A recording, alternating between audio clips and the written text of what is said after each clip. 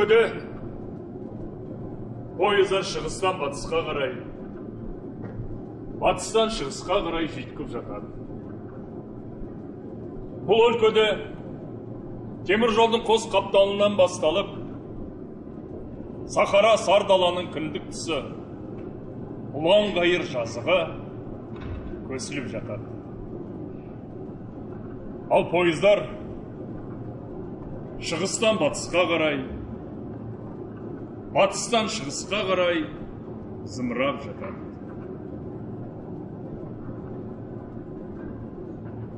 Мен қазір сіздерге ойда жоқта пойызда жолыққан жолаушы серігімнің әңгімесін баяндап.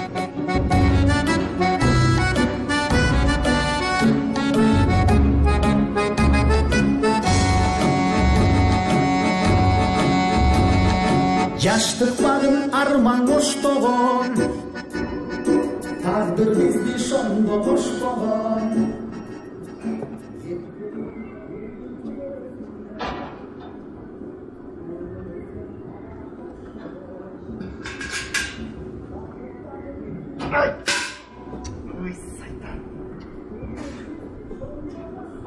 Emine, sirk көріп тұрмысыз?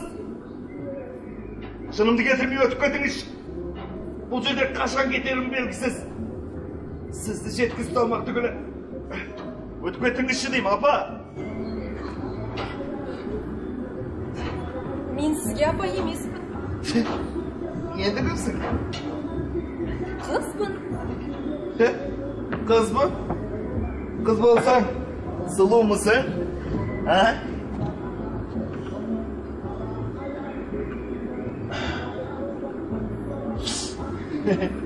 Сұлу десе сұлу екенсің. Әттең аяғыңда туфлиң болар ма еді?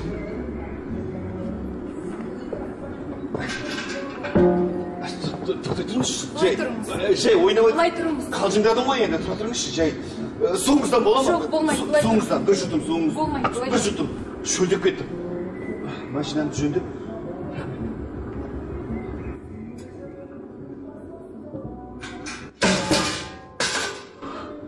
Байқамай суыңыз төгіп алдым. Әкеп бере қойын. Ештеңе етпейді, оқасы жоқ. Мен өзім аға келемін. Не істеп не қойғанды өзімді аңғармай қалдым ғой. Түрімді қарашы. Сайтанның сапалағындаймын. Аяқта кетіктің түрі менің мұнау. Алғалы шөт көрген жоқ. Мен сізден сұлумын ба деп сұраған жоқ шығар ма? Әрине сұраған жоқсыз. Енді тілде сүйек жоқ дегендей. Сау болыңыз. Тұра тұрыңызшы, ана. Менің машинамның қасына келіп неге тұрдыңыз? Мен сізге көмектесейін деп едім. Қап.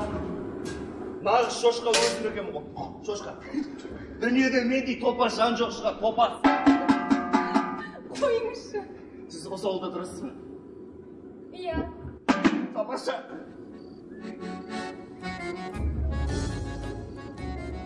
Жай, табиғат тамаша.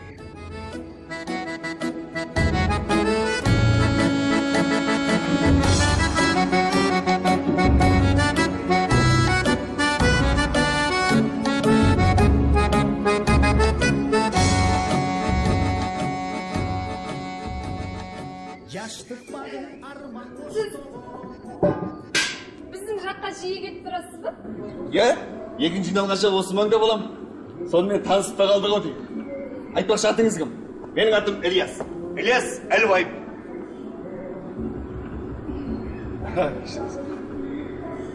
Ильяс Әлбаев. Әсел. Әсел? Мен сізді басқаша атар едім. Қалайша? Шынар. Шыңбасыдағы Шынар ұқсайсыз. Шынар деген ағаштың аты ғой. Иә. Ал онда қызыл орамал Шынар болсын. Қызық екен. Сіз біздің жолмен жиі жүріп тұрасыз ба? Иә. Егін жиналғанша осы маңда болам. А мен осылай. Сырт болғанда келіп көмектесіп тұрасыз ба? Білмеймін. Уақыт қанша болды? Уақытты ертең сұрасаңыз бола ма? Жоқ, оны дегеніңіз. Тұра тұрыңызшы. Сіздің не ойлап тұрғаныңызды білмеймін. Оны ол сөз айтып көрмесем де мен тек сіз туралы ойлағым келеді. Әсел! Апам шақырып жатыр. Жүр тез киін. Құдалар келе жатыр. Жүр. Қазір ба?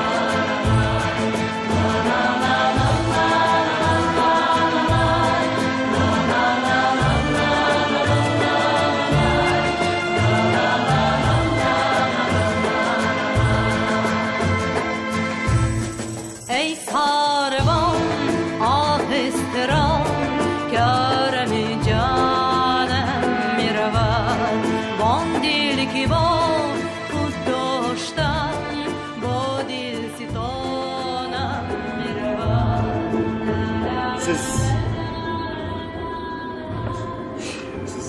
köyге шығайын деп жатсыз ба? Иә. Сүйетін жігітіңіз ба? Оның сізге қажет қанша? Тойларыңыз қанша?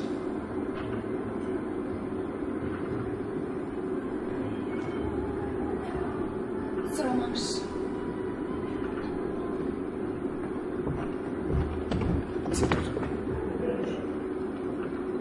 Кешіріңіз, бағаннан бері қалжыңдап едім. Шыныңызды айтыңызшы, енді біз кездесе алмаймыз ба?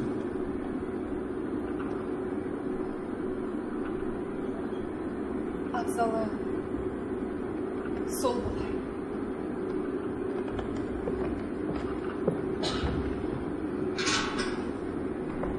Әсел.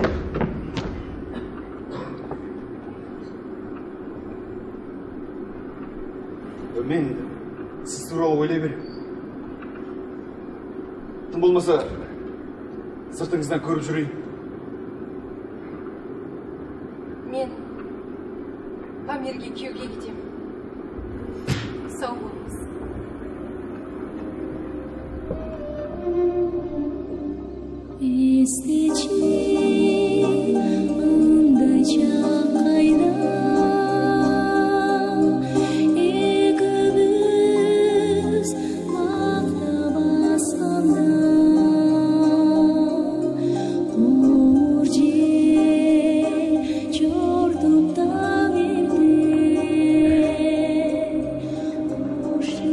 Сол ауылдан қайтарда өзесін сөгімен болды.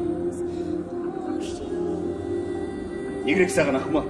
Ол сені кімің еді? Қалыңдығың ба, қарындасың ба? Көлденен кездескен көкаттыға сонша елжірейді нең бар? Ертең тұрмысқа шығады. Ал сен кімсің? Сен бар болғаны бір жолаушы. Шофер ғанасың.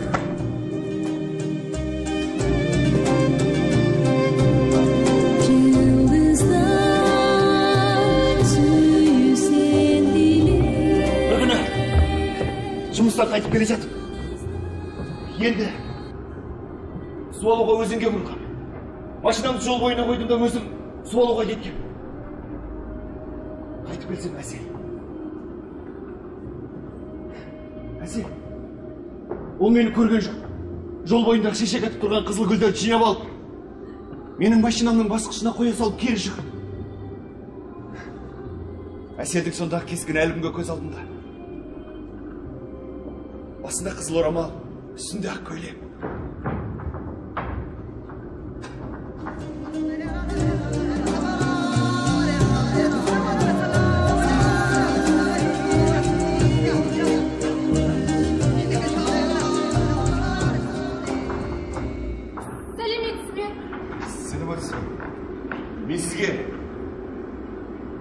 Alma keldim.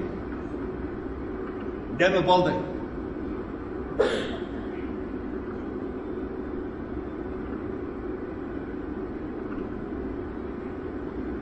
Рахмет сізге.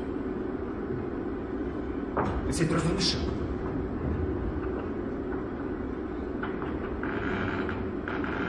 Ештеңе демей ақ қояйын, тек кішкене қасында тұра тұрыңызшы.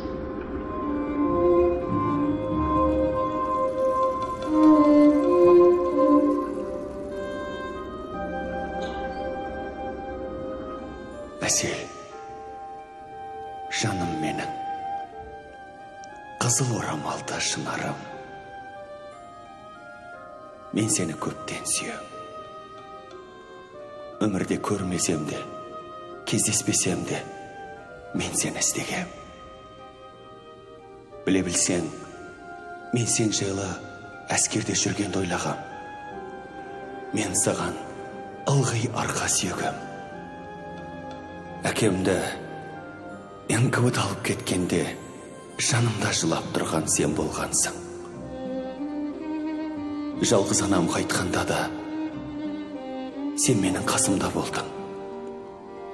Мен тек саған ғана арқа сүйедім. Танымай жүрген тағдырым. Сөйтсем, сен осынау кішкене ғана айылдың шетінде екенсің ғой. Арманым, Әселім.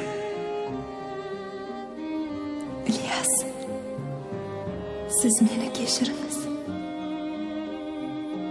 Шығыс халқында қыз жігітті іздемейді. Оны өзіңіз де білесіз. Бірақ қыз өз махаббат үшін бәріне барған.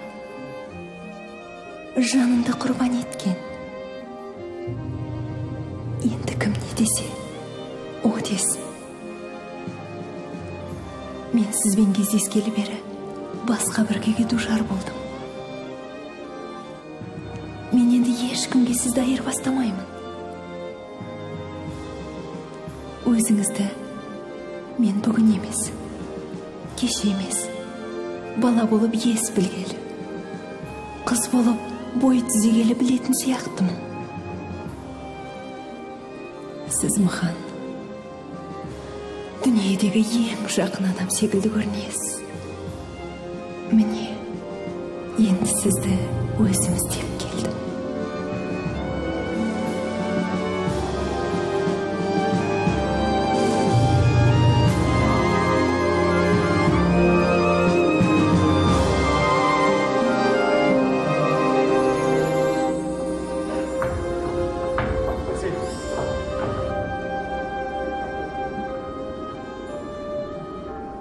Ертең тұрмысқа шығасыз.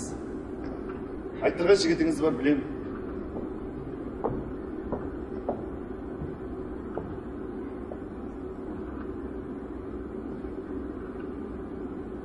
Сізді кездестіргеннен жаныма тыныштық кетті.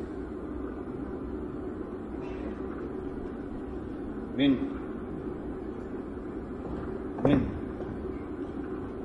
сізді көру үшін келдім. Ал мен сіздің машинаңыздың ізін танита қалдым. Менің машинамның ізі? Иә. Осы айтасың ба? Рас айтам.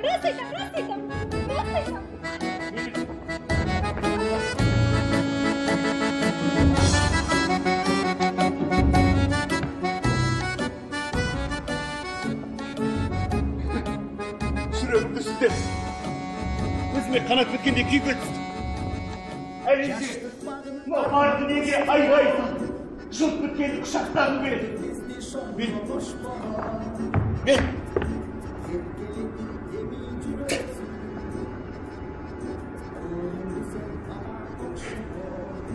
ғашық болғанымды ұқтым. Ғашық болғанымды ұқтым. Turmuş bizde şonda Ғашық болғанымды ұқтым. Ешкіммен сөйлеспеймін. Оңаша қалғым келеді. Ешкіммен сөйлеспеймін.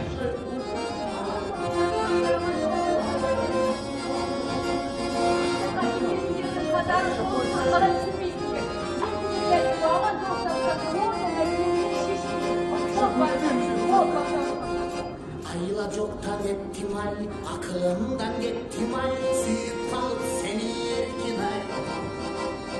Жолдой болгонум, жол болдудай жол. Şöyle orada демалып жатырмысың, İlyas? Құс мамықтың үстінде жатқандаймын. Кіріп, былай менің бөлмеме кіріп демалсаңшы. Маған осы да жетіп жатыр дедім ғой. Сыйластық дегенді білмейсің ау. Барым осы. Барым осы. Мүмкін саған біреу ұнап қалған шығар. Әлде шаршадың ба? Иә. Шаршағандарға шаршап жүрмін. Колхоздың ойлы-қырлы жолымен қыштасы оңай деймісің. Осы шаңға батқаның жетет. Енді басқалары барсың. Түсінбедім. Түсінбейтін несі бар. Сені Ақсайға баратындардың тобына қостым. Иә? Ақсайға? Ақсайға. Қанша уақытқа? Мәлетті, 3 аптаға жаздым, кейін тағы зардамыз, уайымдама. Ильяс, сен өзің тіпті қуанбайсың ғой. Жоқ, ана кім? Жоқ, жай. Жарайды. Міне мен. Жолдама. Жолдама. Сенің ол жолдаманы кім сұрады? Мен колхозда наряд бойынша айдың аяғына дейін болуым керек. Немене? Түсінбедім, сонда сен мені мазақ еткің кеп тұр ма? Бірінші класстық шофермін, мені Ақсай жолына жіберіңдер деп жанымды жегідей жеп жүрген өзің емес пе едің? Қайта-қайта Аманжоловтың да осы үшін мазасын алумен болдың. Ильяс, сен шанмен асатын жолға 5 машинаға бұйрық берілді. Соның біріне сені қостым. Ал колхоз қайда қалады? Қазір егін жинайтып қауырып кез, Онда сенің шаруаң болмасын, басқаларын жіберерміз. Болды. Енді бар ғой. Ақсайға басқаны жіберші. Мені колхозда қалтыршы. Ильяс. Қатышы. Дос етіп. Жарайды енді. Басшылармен сөйлесіп көрейін. Ей, досым. Бірақ сөйлесіп көрейін.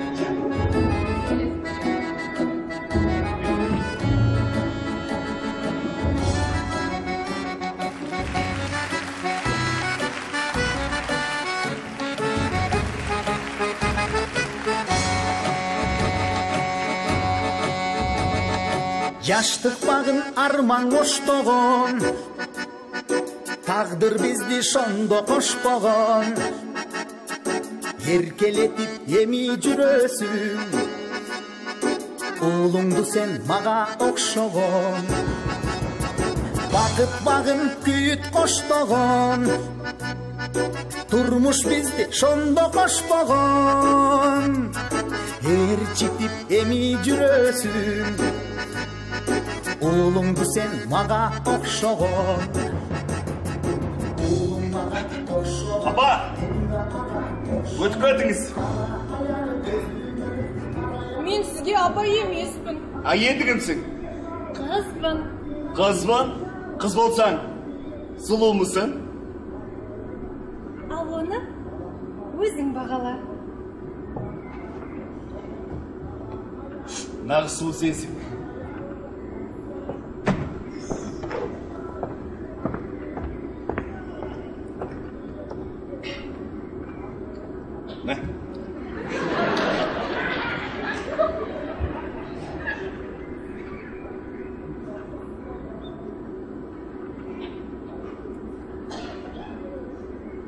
Менің мұнда екенімді қайдан білдің?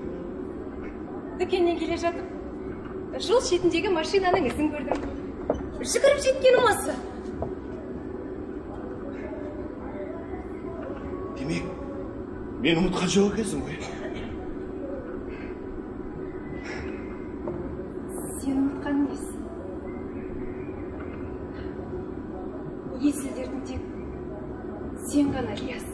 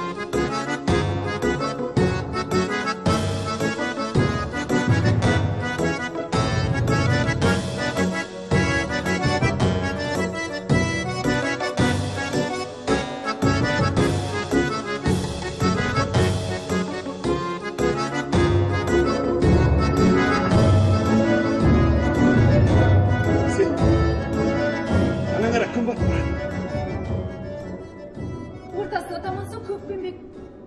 Жағаға жақындаған сайын ақшыл тартады. Ал қарлы шыңдар жасыл барқын. Ана қара. Аққуларды қара. Я. Бір топ аққуларды қара. Көлге қонды. Қанатқа қонғараш. Айнала ақ көбік. Айнала ақ көбік. Көтерілді. Сап түседі. Оңтүстік аққулар. Bir ғажабы көктемде ыстық көрге келмеуші. Аққуды көрген адам бақытты болады дейді ғой. Ендеше сол бақыт бізді күтіп тұрған шығар. Қызыл орамал тұштары. Я, біздің бақытымыз. Мәңгі бақи ма? Мәңгі бақи сүйіктім мен. Жаным, ұстадым етегім. Тілегімде тек сен ғана. Қайда сөйлесем де қасыңдамын. Мен сені еш уақытта ешқашан да Найзаға өйніп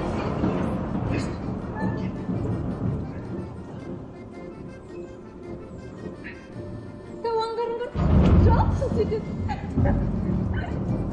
Шатқан сайын электриктер жүрген сияқты.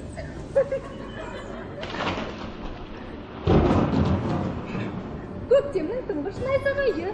Біздің тұңғыш күніміз. Найзағай қорқынышты ма? Жоқ, сен тұрғанда ештеңеден де қорықпайын. Дірілдеп тұрсың ғой. Жоқ, әнші. Сен қойныма кірген сайын, мен өзімді бір алып адамдай сезінем. Сен онсыз да алыпсың. Күнеде жақын адамың бол. Оны қызғыштай қорғаған мұншалықты құдіретті деп. Өмірімді ойлаған жоқ. Мен де сені дәл осындай мықты деп ешқашанда ойлаған жоқ.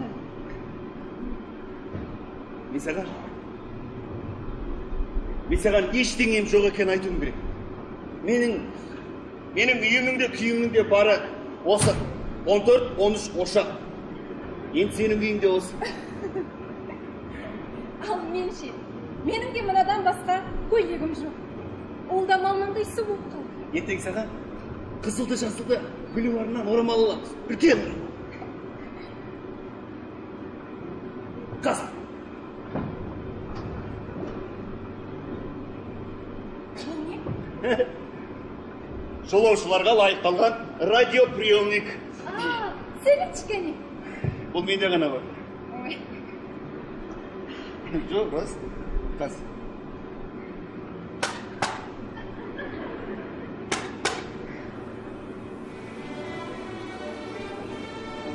Ол.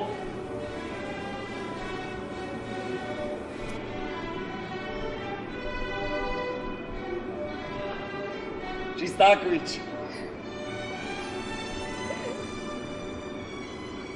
Неткен ғажап музыка, Соншалықты құдіретті де нәзір. Махаббаттың өзінде. Біз екеумізге арналғандай. Біздің бақытымызға құтты болсын айтам.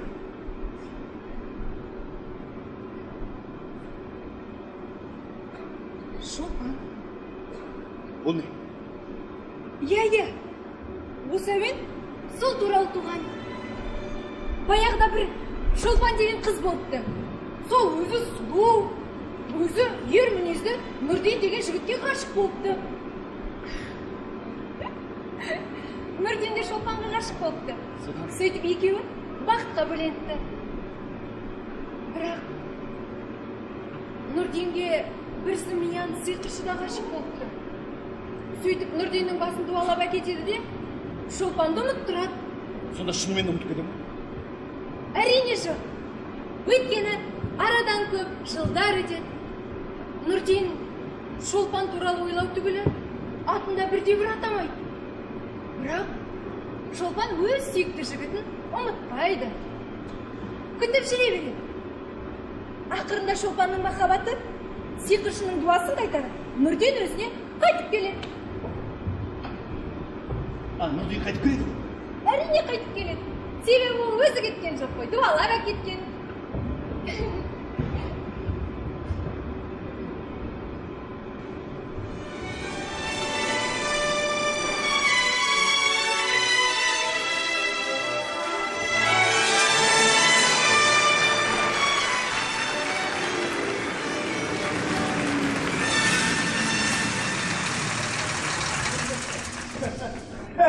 Күдос жерде. Татыңдар.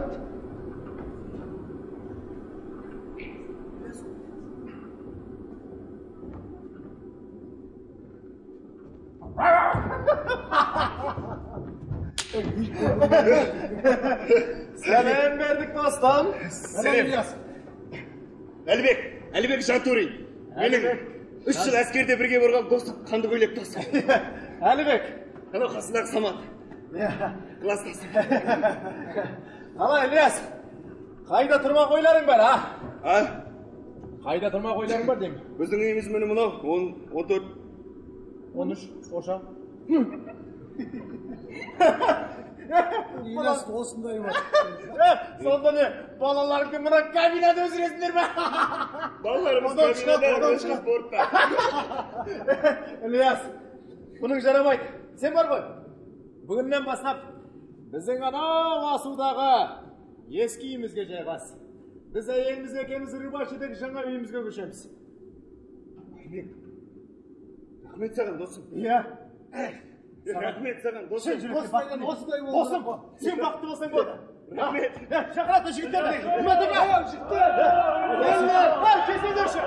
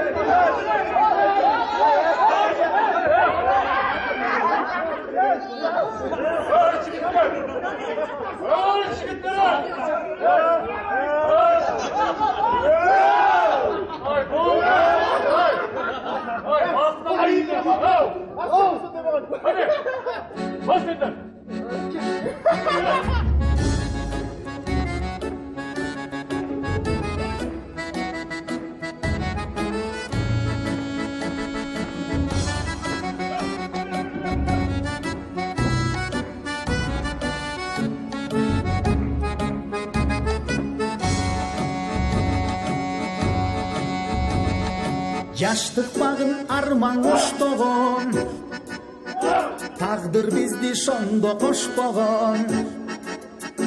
Еркелетіп еми жүрөсүн, ұлыңды сен маға оқшоғын. Бақыт бағын күйіт қоштоғын, турмуш бізді шондо қошпоғын. Ерчитіп еми жүрөсүн, Улыңды сен маға оқшоғын. Улың маға оқшоғын, мен да аға оқшоным. Қара аяр көзүнө қарай албай тоңсором.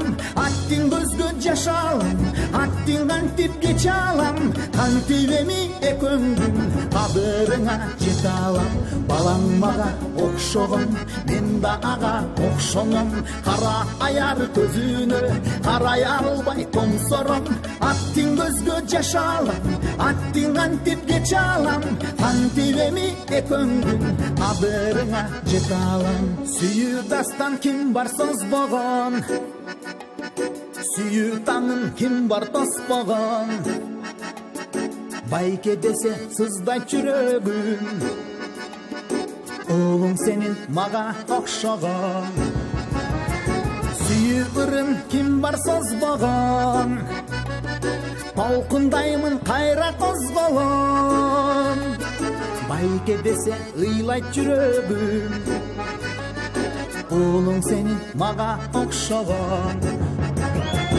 Улуң мага окшогон мен да ага окшоном кара аяр көзүнө карай албай тоңсором аттин көзгө жаш алам аттин кантип кече алам кантип эми экөөңдүн кадырыңа жете алам балам мага окшогон мен да ага окшоном кара аяр көзүнө карай албай тоңсором аттин көзгө жаш алам аттин кантип кече алам кантип эми экөөңдүн кадырыңа жете алам.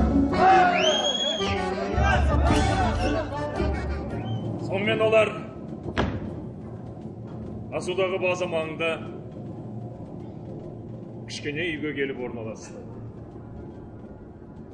Тәтті өмір орнады. Қаз тұрып, адам басы сол шығар.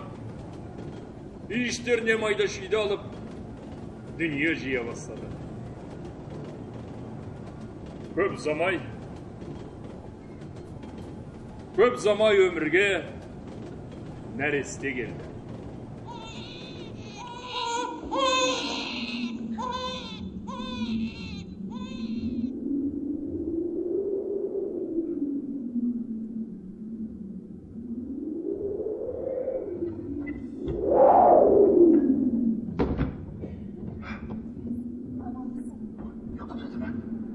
Жылап жаңа ғана көзімді балапан.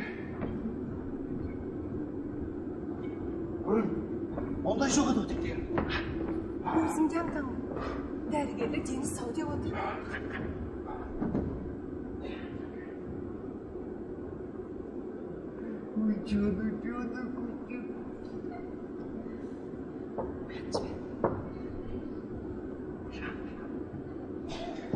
Өзімнен алмай қапты.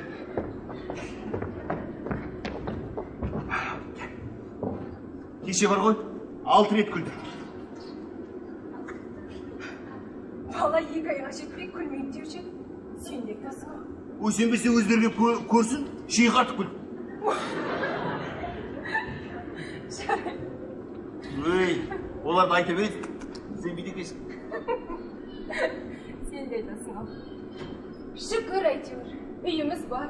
Әлбекке рахмет. Әлбек. Тамаша жер, я? Айнала қоршаған тау. Дүкен бар ма осы маңда лес?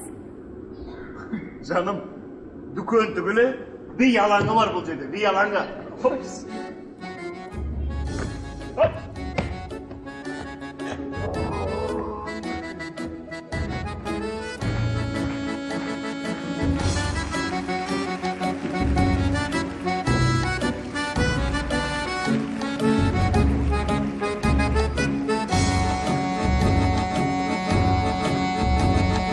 Жаштық бағын арман оштоғын, тағдыр бізді шондо қошпоғын, еркелетіп еми жүрөсүн. Больницада жатқанда өзіңді көргенше асықтым. Туған баласына, туған әкесін жібермейтін есер соғырежек кім шығарған? Неге жібермейді, айтшы? Неге жібермей?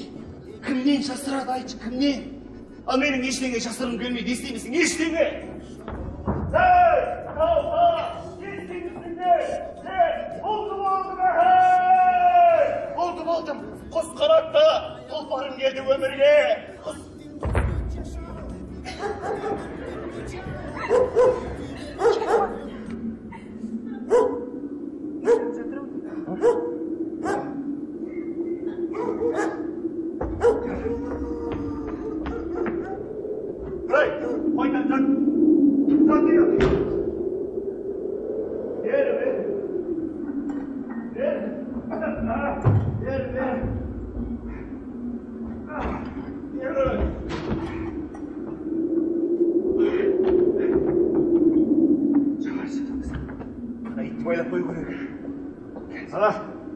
Есіктің алдындағы машинаны көргеннен-ақ шопырдың үйін бірден таныдым.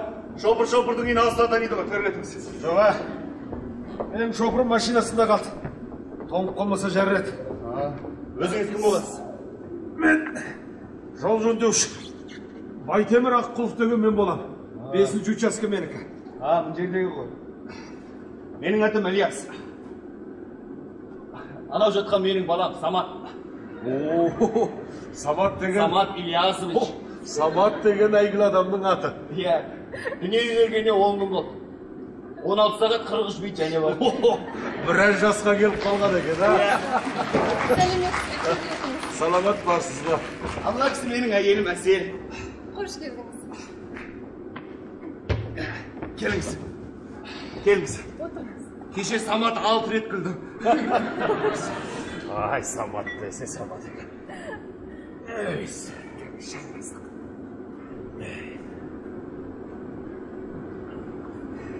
Ал енді Ілияс, сен дана бас артық бензонасос табылар ма екен, а? Оның керегі қанша? Ана Долана суына жете бергенде мотор өшіп бензонасос істен шықты. Нағыз қиын жері ғой, Құдай сақтап аман қалдық. Қай жерге тұрып қалдық дейсіз? Ана Доланнан кейін 3-ші айдан.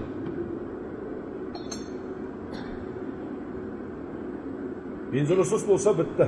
Бересің бе? Торымыздар қалай машина? Торымызда тұрған дәнеңе жоқ. Айбепеңіз бензонасос бере ма? Басқа бір амал ойласақ. Қалай болады екен, а? Ана. Жоқ. Сенбейсің бе? Мен саған ендеше 10 сом, жаңасы 5 сом тұрады.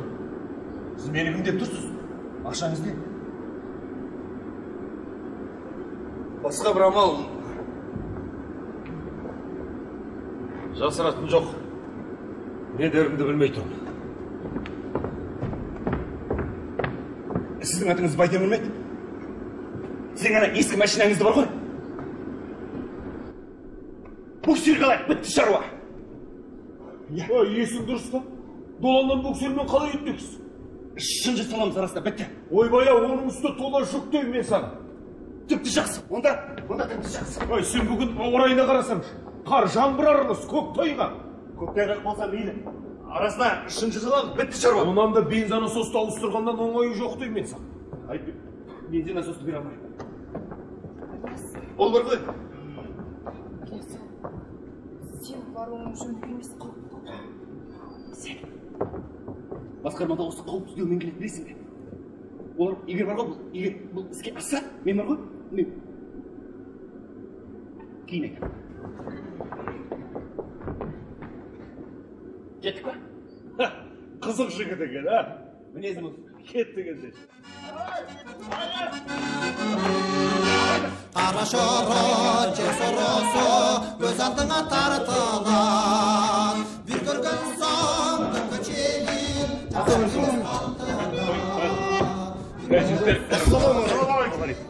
Жігіттер, әңгіме былай. Ақсайдан телеграмма келді. Олар ана химия комбинатын ертерек іске қоспақ екен. Соған тездетіп, жүктерді жеткізіңдер деп жатыр. Жақсы, тездеткені қалай, сонда машинаны қайдан аламыз? Нұрсын жоға жаққа телефон шығарайық. Солардың өздерінен 20 шақты бір жел бердім. Солай? Министерствоға ма? Мен олармен сөйлестім. Не дейді? Олар ешқандай машина жоқ, өздерің бір нәрсе қылыңдар дейді. Өздерің ода, біз не қыламыз? Өздерің қызығы, амал бітпей жігіттер, былай болсын. Машинаға прицеп тіркеу керек, бітті шаруа. Мынау жынды жолдасы басты. Мынау жұрттар қыр өлтірейін жүрмін.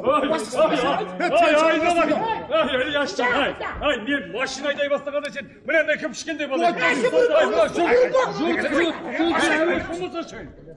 Сен шанасың саған немене? Әлгі бейбілейтін алаң ба не? Ой, болмаған сөз айтады ғой мынау, а? Шақ беремейші.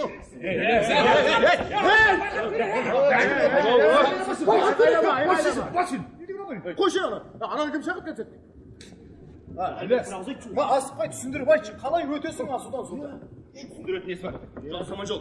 Мен бәрібір ертең Ақсайға жүремін ғой. Рұқсат етіңізші тіркемеге. Ильяс, айналайын. Мынаны естірсеңіз жолсыз. Білесің ба сен жоғары жақ естірсең не істейтін да? Біздің жолдас басын сен үшін сотылатын жағдай жоқ.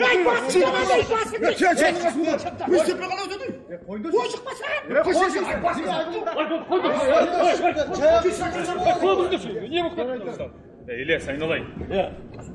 Аман жол, байтыңыз түсіндіріп. Біз үкіметтің мәжінесімен олай ойнамайық. Оған артылатын жүкте жоқ. Жауапкершілікті өзім алам. Жүгіміздің мұртыда қисаймайды.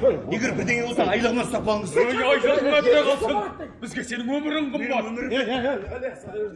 Ақылдасу керек. Ілияс, мүмкін асықпай ойланып, кейінге бір рет болайық,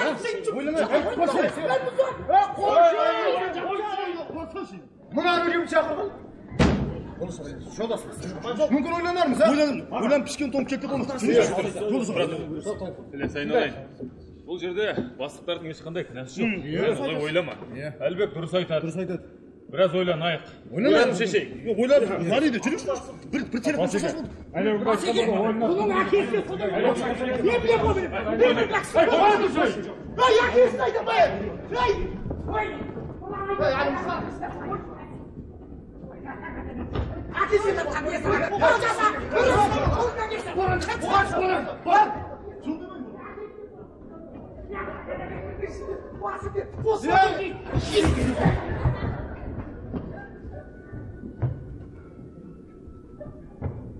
Дәлелдемесем көресің.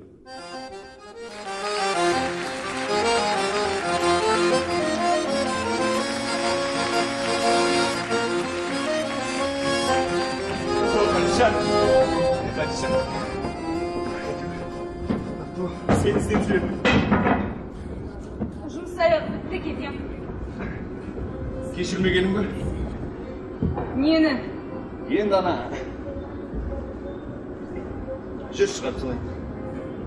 Бұрын сонда қайда қалды? Біз дос едік қой. Сен доспын деп талайды домалаң асырдың. Қош, еш, болмаша қыдырай. Ілияс, сен тым қатыгез. Өзіңнен басқаны ойламайсың, сен тек қарахан басыңның қамын жейтін жансың. Соны біліп қой. Есіңде болсын. Шын дос, адал дос кеттік дегенде қайда демейді, қашан деп сұрайды екен. Адал достық бәрінен биік емес. Ілияс, маған сенің осы балалық, тазалық мінезің ұнайтын. Енді не ұнамаймын? Айналайын, Ілияс, біздер бала емес, үлкен жандармыз. Сенің жанұяң бар, балаң бар. Ал менен саған не керек айтшы? Ша. Айттым ғой мен. Адал достықты ешкімге, еш нәрсеге айырбастамадым. Ол бәріне бе. Сенің алдыңда қар еріп Қаратаудың өз шегір. Тондың. Аздап. Өкпек желді жаным жеп көреді. Қазір жылынасың. Қазір.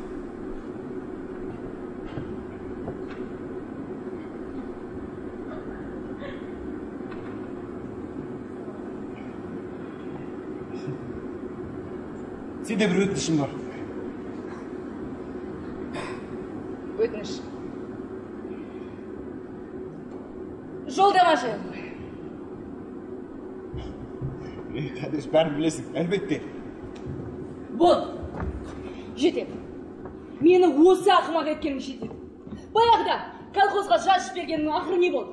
Колхоз жұмысы бітпей жатыр деп шіренбең сөйтсем сүйгеніңе барып жүр екенсің ғой, я? Осы ақымақ еткенің жетеді. Я, сен қалай түсінбейсің? Сен мұнда жұмыс бабымен де солай. Жұмыстың аты жұмыс. Аман жолпен болған әңгімені естідің ғой? Я естідім, онда не? Құдай үшін, қол ұшын берші, көмектесші. Қадиша, енді жұрттың көзінше таптамашы. Долана суының өзінің машақаты аз бекен, айтшы маған. Қадиша, мүмкін басқаларға солай көрінер, мен одан талай асқам. Жоқ, сен асып жүргенде сен тіркеусіз өтіп жүрсің ғой. Өткем, тіркемен өткем, анада өткем, бәрі орынды болады, қорқаш бәрі жақсы болады. Түсінбейсің, мен сен үшін қорқам.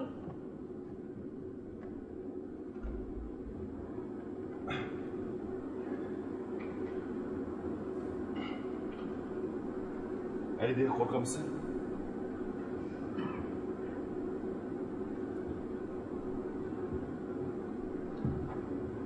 Өмір бақи.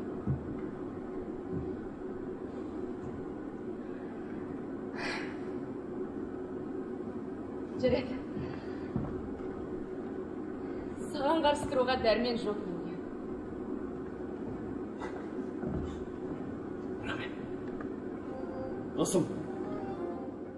Досым, неге еркек болып туылмадың?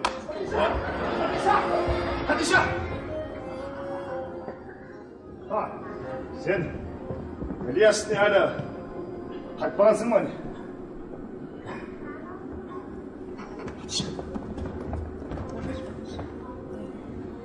Киноға барайық! Міне, 2 бет әкел. Хадиша, үндінің киносы. Раджи Капур ойнайды. Барайық. Сен өзің бара бер. Хадиша!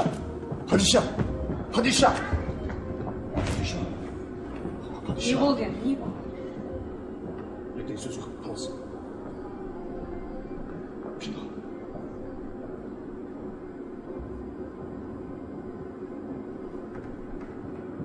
Хадиша!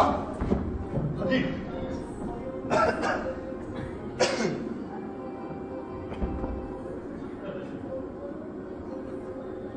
Раджи Капур.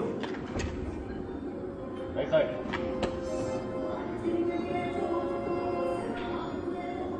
Сен! Қызды көрші қоқаңдай бермесін.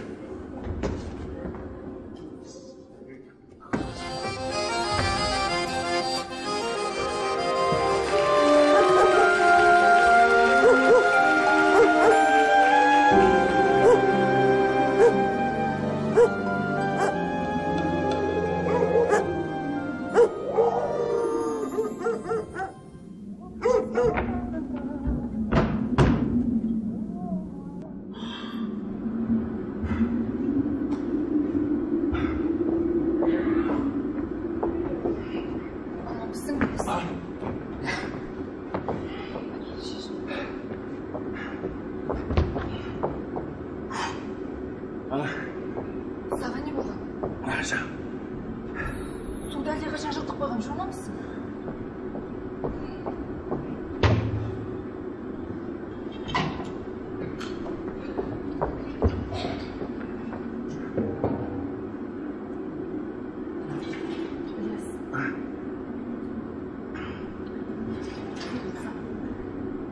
Асуда тіркемем аударылып кетті.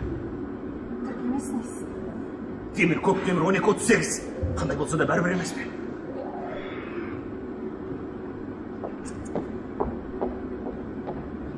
Ұрлап тіркеме. Ұрлап тіркеме. Ұрлап деймін. Ұрлап деймін. Ұрлап нем бар еді? Жоқ, түсіндірші былай. Асуда тіркемемен өтуге болады деген ойын дәлелдегім келіп еді. Іске асқанда қандай жақсы болатынын білесің бе? Жүкті 2 есе алып өту ме сонда? Иә, әлбетте соны автобазадағы жігіттерге айтып ем. Ешқайсы жүрексініп басқан. Ал менде тәжірибем бар еді. Тағы да өтейін ба деп ойлағам. Енді түсіндім. Анадағы жол жөндеушінің машинасын боксерге алғандағы ойың осы екен ғой. Кейін айтан деген сол еді ғой. Онда сен маған аман сау өткіздің деп. Онда да маған Байтемір көмектесіп отырмады ма? Рөлге жабысып алып қалай бұруды, қалай қозғалуды. Соны ана жігіттерге айтып ем. Ойланайық, көрейік деп.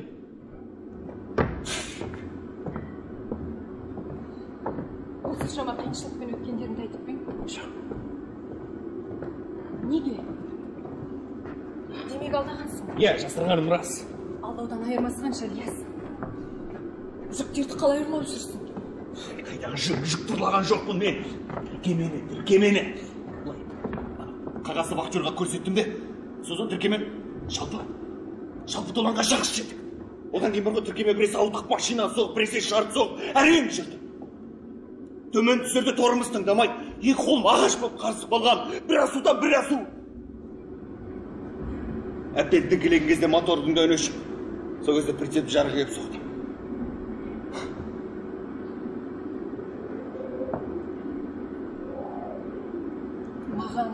бір ауыз ләм деген жоқсың.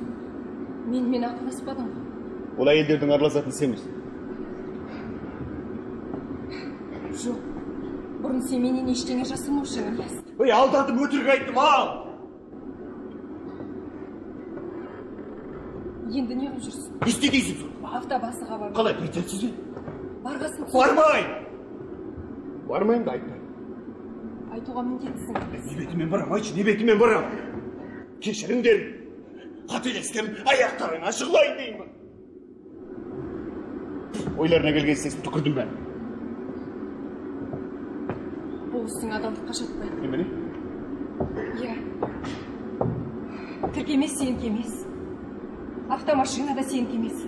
Ал сен болсаң, ұрланып қылмыс жасап отырсың, түсінесің? Өз басым үшін емес. Өз басым үшін емес, ортақ іске себебін дейсің демедім ба? Басымды байлап бөлеге бардым ғой. Одан не пайда? Сен алдымен дәлелдеп мына жұртты сендіруің керек. Айтып бақтым. Рұқсат берме. Демек дұрыс жасаған. Олардың айтқандары келді. Енді сен өзіңнің кінәлі екеніңді мойындауға шамам келмей отыр. Немене? Қорқақ. Слушай.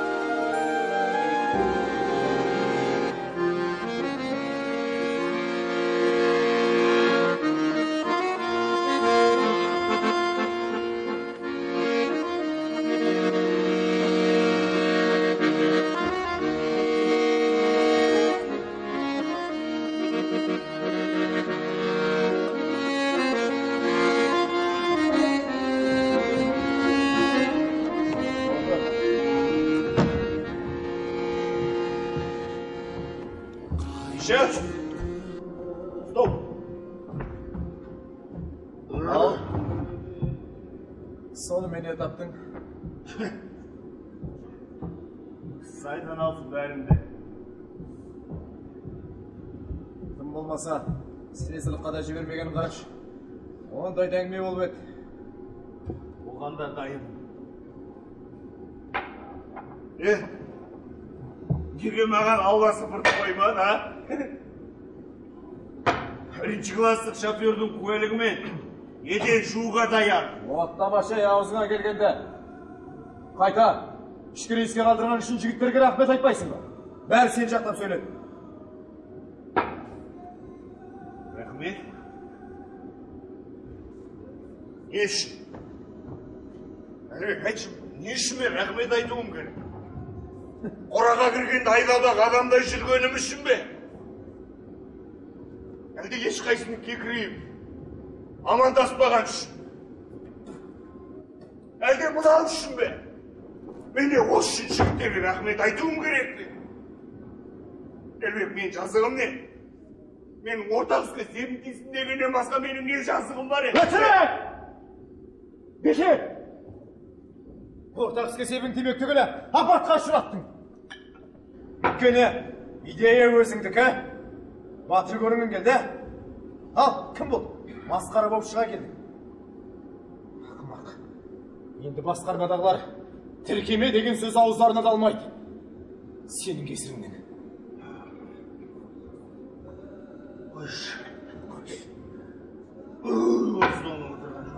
Ноқайсың, Ілияс, ноқайсың. Бұлай өз қатеңді түсініп ойнанудың орнына мұна арақты реп сілтеп отырсың. Адам түрің жоқ. Ешкім келеді. Ешкім келеді. Оғамысың, ешкім келеді. Ішіп ұйықтап кетсем ғой бәрін ұмытып. Ей! Нарам дәлі келмейді маған. Ілияс, сен менің неге ұмытасың? Бір апта болды үйіңе бармағаныңа. Его не бетіммен барам? Қай бетіммен айтшы? Әсел қойық сесінен танып жүр дейді. Таң атқаннан кеш баққанша, өткен кеткеннен сені сұрайтын көрінеді. Ал сен болсаң, арақ сілтеп отырсың. Ілияс.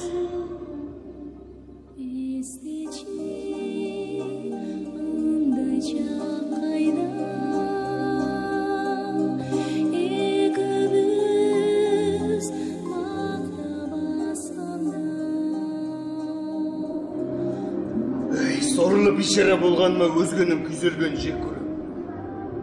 Не керек? Әлбек. Жігітсің ба? Жігітсің. Істедің. Көтер мойныңмен. Әлбек.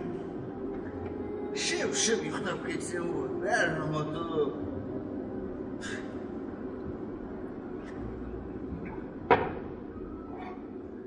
Айтпақ сені. Аман жол шақырған. Шақырды? Бармадың ба?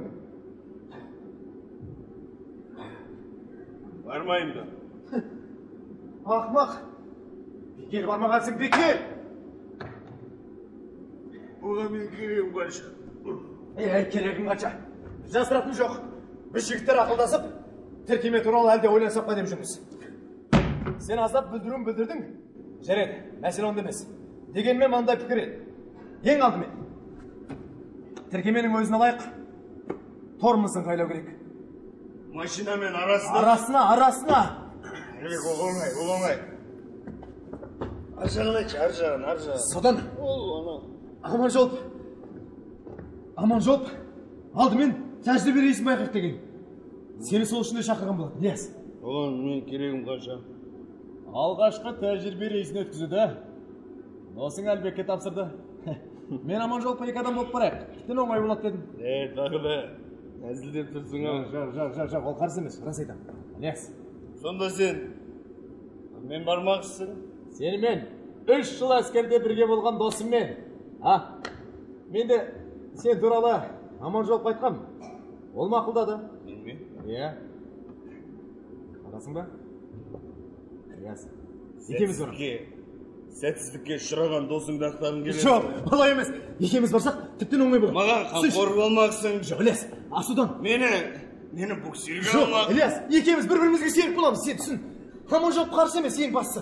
Ілияс. Жоқ, Ілияс. Жоқ, сен түсінбей тұрған боласың. Сен, мен екеуміз. Ілияс. Ілияс, жоқ. Жола! Сенікі. Не айғай? Бармайды екенсің. Сенсіз де күн көреміз. Қараңғалар деймісің? Сені де дос дейді ау. Бүйткен достығыңа болайын.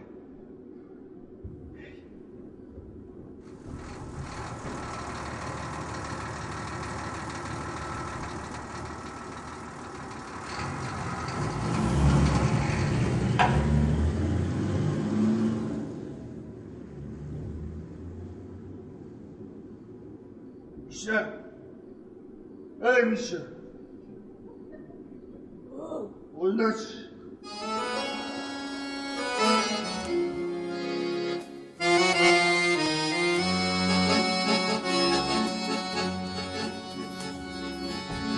Жығылдым, сүзілдім, жыдыдым, өткүйдім, жиыралдым сенден жаштыға. Ойнодым, өпкүлдім, ойланбай көп жүрдім, арман жоқ сенде жаштыға. Сенде жаштыға.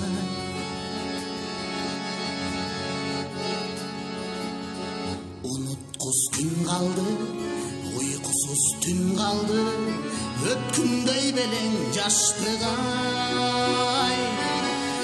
Терлитер сүр қалды, термелип күл қалды, жашыл жас белең жаштыгай. Жазым жаштыгай. Жақшысын жақшыдан, жаманын жамандан, жаштықтан көрді болғабай. Бірде тес бірде жай, хаттиңай, кетеби бізден алыстай. Ай жаштық, ай құрмас. Жігітім, немене жалғыз өзің іше алмай отсың ба? А? О, Хадиша. Хадиша. Хадиша. Кел онда. Отыр. Бірге ішейік. Стоп. Кеттік.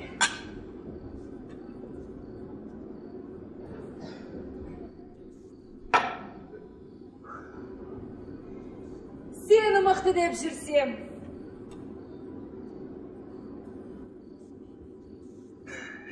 Оны қайдан білесің? Соңғы аптада ары бері қарап ондай ерлігіңді байқамадым. Байқамадың, ә? Байқамайсың. Ал маған осыдан артық не сұмдық керек? Ей қойшылияс, жұмыр басты пендеге бәрі жарасады. Қойшы бәрі. Билейікші.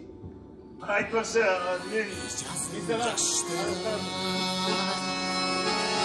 Жақшысын жақшыдай, жаманын жамандай, жаштықтан көрді қылдамай. Бірде тес, бірде жай, хаттиңай, кетеби бізден алыстай. Ай жаштық жаштығай, ай құрған мастығай, өткірдік сені. Жолдама жайлы. Бұған екеуміз бірге жауап береміз. Сен тұрғанда мен енді ештеңеден де қорықпаймын, Ілияс. Ештеңеден де қорықпаймын.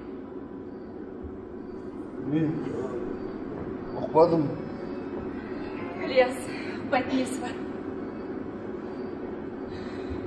Қолың қандай мұздай. Жылдайшы.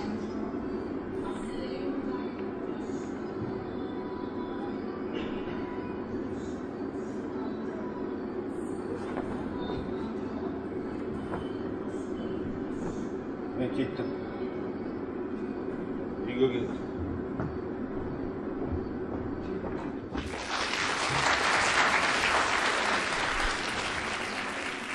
Үйіне ғой.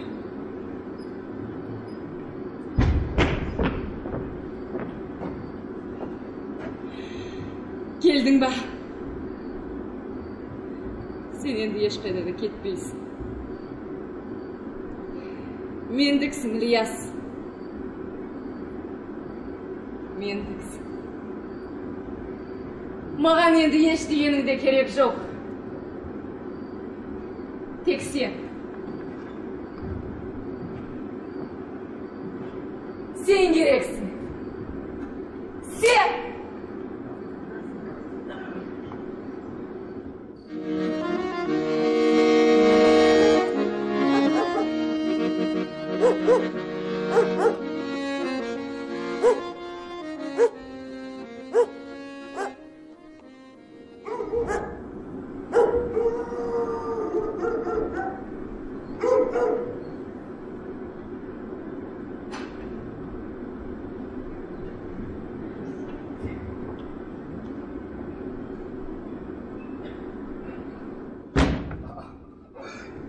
Асел жан амастырып айналайын. Жантаяға. Кішкентай қалай? Мән бәсі, өсіп жатсыздар ма? Аман есен, қош келдіңіз. Ілияс қайда?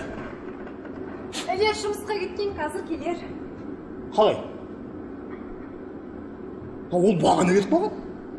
Кешігіп жатқан шығар, қазір келер. Отырыңыз. Маған ана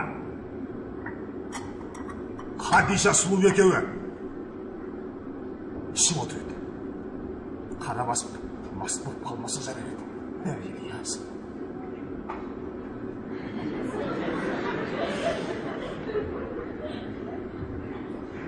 Келер. Ja, келер. Ал егер келмесе? Келмесе немене? Асел, сен баладаса келсін.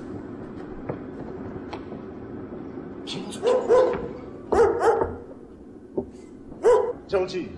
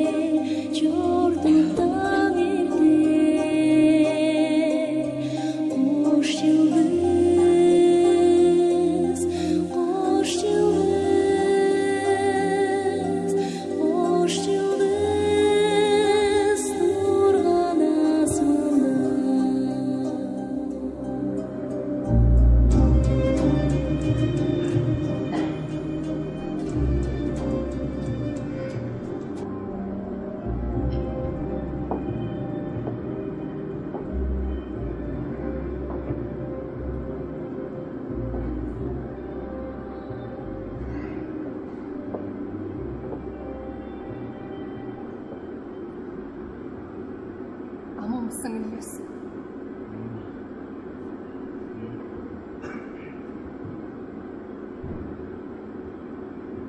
Саған не болған?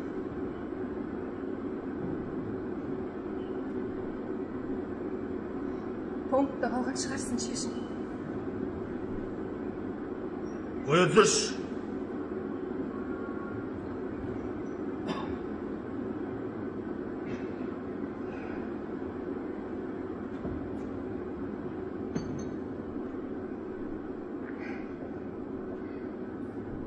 Сүйінші Ілияс.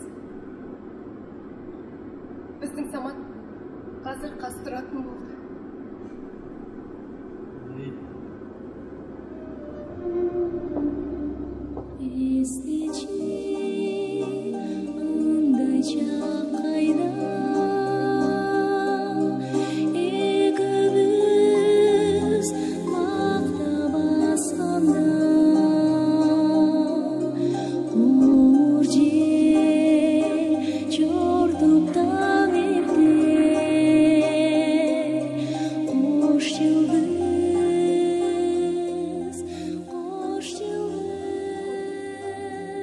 Әйеш, мен самалымды берші.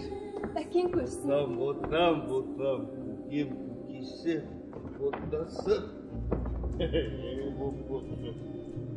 Раматтым. Өзіме тәқтім.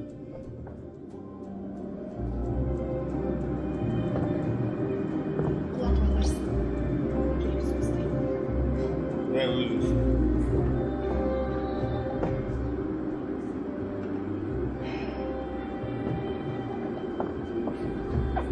Ертең-ақ біздің заман дәу жігіт болып өсіп шығар.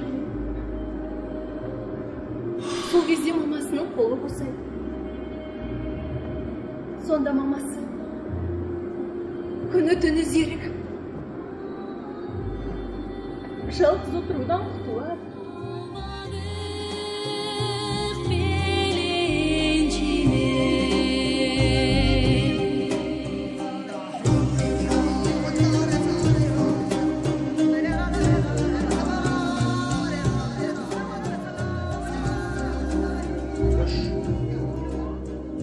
Хош.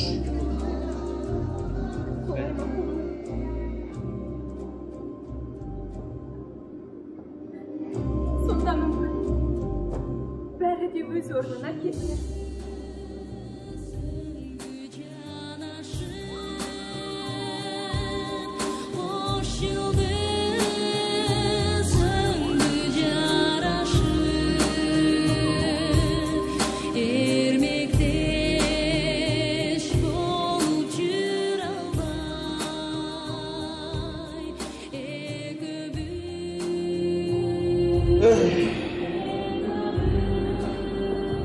Жарқыным, сен бір бәлеге ұшырағаннан саумысың.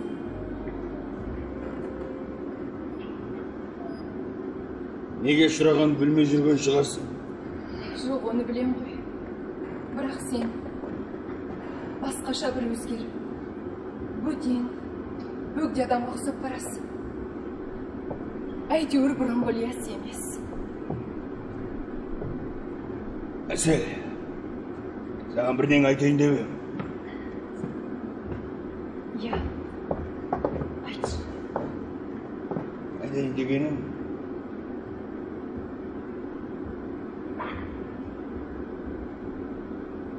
кейін айтамын.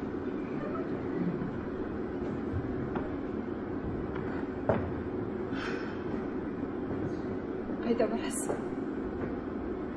Үйге. Жұмысқа. Бүгін де үйде түнемеймісің?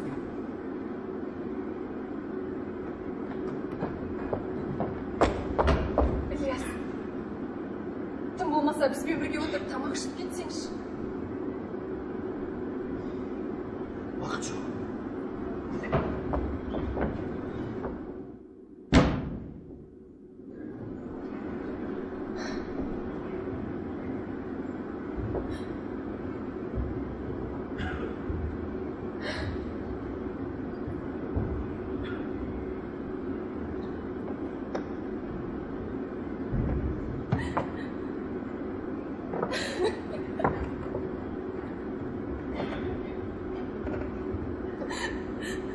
Құлыным.